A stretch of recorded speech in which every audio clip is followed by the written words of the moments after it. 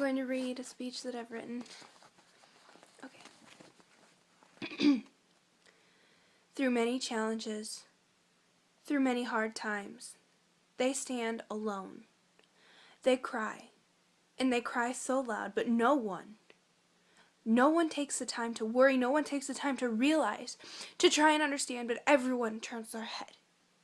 They don't hear their screams, even denies it when they see their tears. Help, they cry. Help.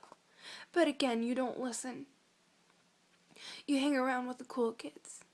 You notice the others. They smile. When you look at them, they try to mutter words, kind words. If they do, maybe they will be accepted. If they just pretend to be like you, like they don't have scars on their wrists or on their legs, they try for what they've come to know as happy. They try to be that. They try to be happy. A heartbeat from the moment you were born was something beautiful. But socially, you have only one place through all of school and all of your life. You may begin to notice. You want to help, but your friends say, don't go hang out with him, or she's fat, or ugly, or don't pick up that trashy name. You may feel weak, but you listen to them. You begin to feel what they felt. But soon, they start missing school. Soon, they're hardly ever around. You just ignore that gut feeling you get when they're not okay. You push it away, but somehow it keeps returning. It keeps coming back. Your friends ask you what's wrong, but you're just slipping away. You're changing, they say. You haven't been hanging out much lately, your best friend says. You shrug. I've just been busy. And you go back to staring at the blank pages of your report. You don't know what you're supposed to write about. It's a free essay. It has to just be 1,000 words. Your mind leaves the room again.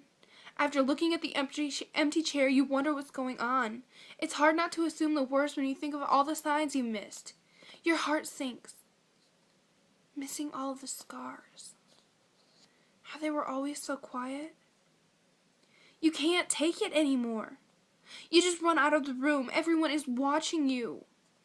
The pain is eating you alive. The tears have already hit you by the time you reach the bathroom. You don't understand what made it okay for the world to judge them. You cry, and you cry again. But no one is listening. You begin to think about home, why you love leaving it so much, how you've grown so far from your friends, what it was like to hang out with your boyfriend or your girlfriend before they broke up with you because it was getting too serious. You think about how they called you a slut because guys broke up with you, or a man whore because you just didn't feel right with them. But really, you're not those things. You're still even innocent. But eventually, you accept the name because nobody believed you anyways. That empty chair, it appears in your mind again. Your heart races, and you're crying again. If you would have only been their friend, if you would have only asked them what was wrong, if you'd only shown them there was a chance, then you might still have one. Your mind is throbbing. This pain won't leave you. Soon your teacher has someone go looking for you. You know they're coming. So you leave, and you walk out the door. You just leave. You get into your car. You pull the keys from your sweater pocket you've got on. And you start your ignition. The teachers are running after you, but you have to do this. It's time. You have to leave. You can't stay. You're still crying. Your makeup is running, and the guilt is still eating at you. The other kids, they don't realize. They don't think about the words they say.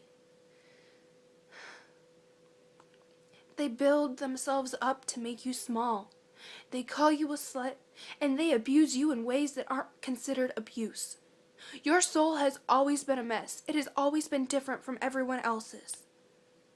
You tried to talk to your mom about it last night, but she didn't understand.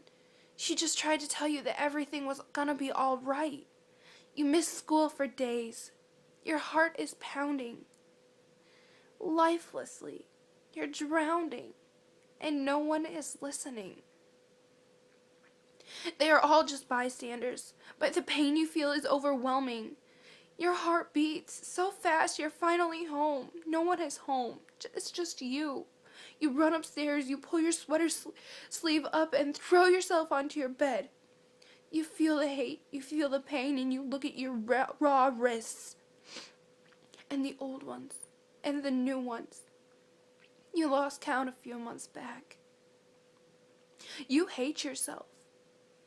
Why can't this pain go away? Why does it have to hurt me? You look on the floor trying to find an answer. You see a note from last year. From when that seat was filled.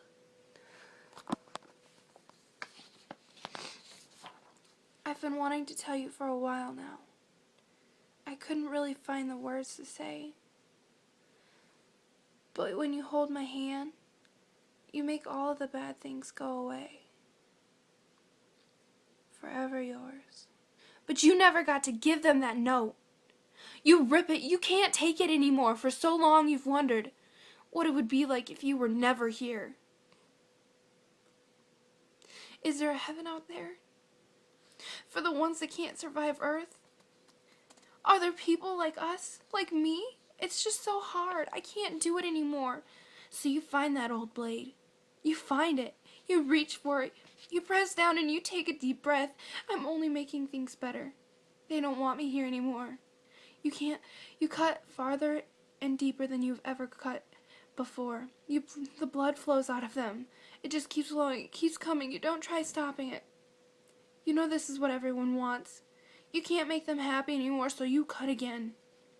And again, until you can't feel your arms. And then it finally hits you. That empty chair was only empty after you left it. You tried to get help, you tried to talk to your mom, you screamed and you cried, but everyone just turned their heads away from you, making you invisible. You're feeling faint.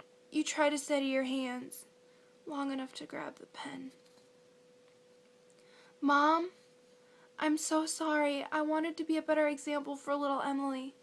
I wanted to show her the good things, but I can't deal with this anymore. I love you, and I hope you forgive me. To my best friend, you've always been there. Please try and move on with your life and don't let me bring you down anymore. I'm sorry it had to be like this. Goodbye. Your hands are shaking now, so you close your eyes and you breathe in. You're gone. There's no going back. It's over. They pushed you so hard. And you're gone. Your mom comes home. It's still just a normal day for her, but she sees your car in the driveway. She calls for you. She calls for you, but you can't answer. She calls your name a few more times. But when she walks up the stairs, she doesn't know what's awaiting her. She knocks on your door, but there's no answer. She pushes it the rest of the way open and walks in. She looks on your floor first and notices the mess. But then she sees you lying there on the bed. She only looks at your face, covered in black smears from your makeup. She looks at the blood still dripping from your wrists. She falls and screams. She doesn't understand why. She cries, buries her head in the blankets halfway off your bed. She hears the door open, and she lifts her sore face off from the blanket. It had only been minutes, and her father was home. He calls for her. He has no idea what's happened. She yells to the police. She yells to call the police because she knew it was too late for an ambulance. He frantically asks what's happened. As he has his phone in his hand and he's rushing up the stairs, he looks around through the doors in the hallway and stops. He stops at your room in terror and screams, and immediately calls 911. They come and take your body away. But those people you thought would be better off without you, your mom, she can't raise Emily anymore. She went to live with your aunt. Your father, he started drinking to cope with the pain. They can't communicate anymore. And things started to get bad. Your best friend, she became the empty chair in the class. The ones that called you a slut, they think it's their fault you're gone. That they pushed you over the edge. That guy that you liked, he thinks it's his fault because he kind of liked you too. But he never had the courage. And his friends, they pushed him away. You made our world soar by leaving. We wish you'd come back. That there was some way we could bring you back. But you're gone. You said goodbye.